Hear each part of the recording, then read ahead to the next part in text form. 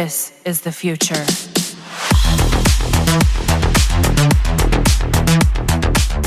Hello everyone and welcome back to another Warframe video. So I just want to remind you that if you are looking for some of the best weapons in Warframe right now, then this week is the right time to grind for those incarnate adapters, as the Steel Path circuit is full of great weapons that you can use in almost all occasions in Warframe. We got the solid Incarnatoid that turns the infested primary into a beam weapon. We also got the Incarnate Dual Toxicist that literally turns the infested pistol into one of the best killing machine in the game right now. Then there's the Incarnate Miter that turns the nullifier bubble popping weapon into a weapon that can kill multiple enemies at once. We also have the Incarnate Atomos, and while its incarnate form is not that great in my opinion, the perks does increase the damage output of the beam weapon. The only incarnate weapon I haven't farmed in the past, and I regretted doing it, is the Incarnate Dual Itcher. I did not see any need of farming this melee weapon, but after the whispers in the walls, the melee turned into an absolute beast. The Dual Itcher's blueprint can be researched from the biolab in the dojo, and this week you can improve this melee weapon through farming its incarnate adapter in the Steel Path Duviri circuit. The incarnate form of this melee weapon creates a toxin damage field after a kill. The fields have 0% critical chance and 1x critical damage. Damage is affected by melee damage buffs such as Pressure Point, and Incarnate Form's innate plus 100% melee damage. In addition, damage is affected by elemental damage buffs such as Fever Strike. If the Dual Ichor is modded for non-toxin damage elements, the fields will also inherit those damage types. Now that's only evolution 1 of the Incarnate Form. The other perks of the melee weapon are also great, and you can actually choose depending on the playstyle you are using. While the perks are very versatile, let me share to you the perks I enjoy using on this melee incarnate. In the second evolution, I go with Ronin's Rush for the increased attack speed, since I'm using a fast attack build with no melee mods and arcanes that increases the attack speed. It's just a personal choice, as the combo count from Alchemist's Wrath is also great for maintaining the 12x combo multiplier if you have the option to slot an attack speed in your loadout. For the third evolution, I choose the range perk, but the combo duration is also good. Meanwhile, the heavy attack windup speed is insane, also for those who wants to build the weapon for a Tennokai heavy attack build right now. And lastly, I choose Absolute Valor on Evolution 4 to increase my status chance, since I want to have more than 100% status chance in my build without the help of Weeping Wounds. The Poison Parasite perk is also great for survivability, and it can be paired for healing setups such as Saren, which can easily spread Toxin using her Toxic Lash ability. While Universal Readiness is a good option if you don't need healing or status chance, and you would want to maintain your max combo count to the fullest. The best part about this melee incarnate right now is, aside from its innate ability to spread Toxin clouds, you can also use the melee influence arcane spread more status in the field, or maintain the status that you are spreading for a long time within an area. Here's my build for my Incarnate Dual Ichor right now, but take note that this is not the best all-rounder build, as I tuned it to the loadout I am using right now. The best Warframes to pair this Incarnate melee are Kullervo or Saren. With Saren Prime, we can spread multiple statuses using this Incarnate melee. In my Saren build, I am using either a Nourish or Gloom setup. The Nourish setup is great for spreading viral with melee influence, as you get faster stacking from it compared to Miasma. The good thing about this is that in my Dual Ichor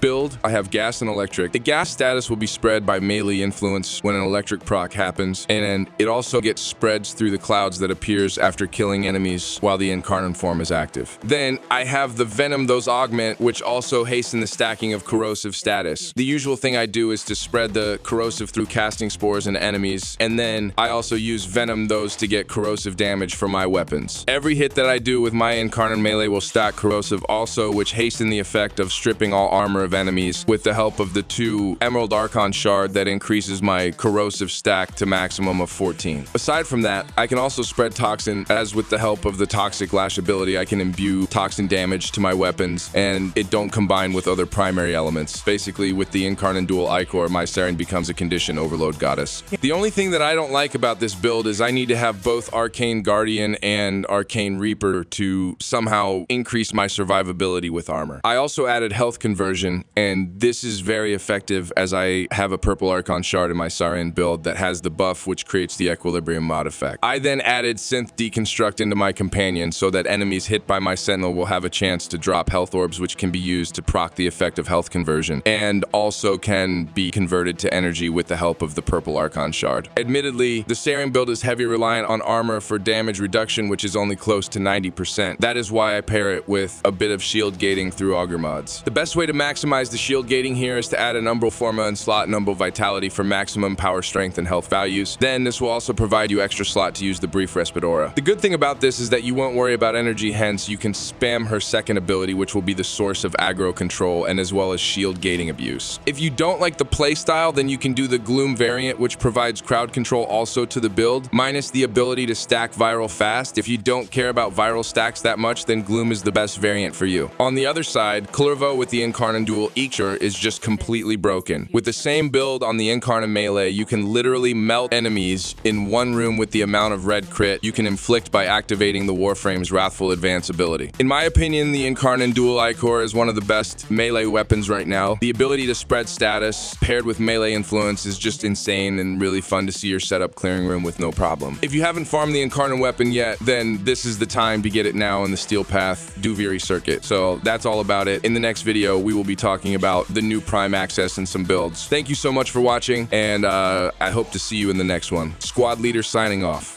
This is the future.